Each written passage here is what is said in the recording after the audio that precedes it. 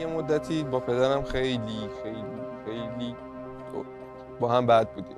خیلی زیاد بحث داشتیم، یعنی هر روز. کلا من هیچ ارتباطی با خونه نداشتم، یعنی شب دیر میومدم خونه، میپرسیدن کجایی، اصلا جوابشون هم نمیدادم. بالاخره همیشه اعصاب خوردی داشتیم، چه برای خودم چه برای خانواده. اینجا بستگی به خود عقاید خانواده هم داره، ولی اینکه 100% هم ما باید تغییر کنیم توی چیزایی، هم یه سری چیزا هم بالاخره خانواده ها باید بپذیرن که اشتباه. من هم خودم خیلی تغییرات داشتم بعد از کل بحث‌های زیاد، هم پدرم واقعا تغییر کرد و این نتیجه خوبی شد. چجوری این پیش اومد؟ این مثلا بشینیم با خانواده حرف بزنیم، کارهایی که انجام میدیم بشین براشون بگیم که شاید بپذیرن، شاید قبول کنن که آره مثلا این داره کار میکنه برای خودش خوبه.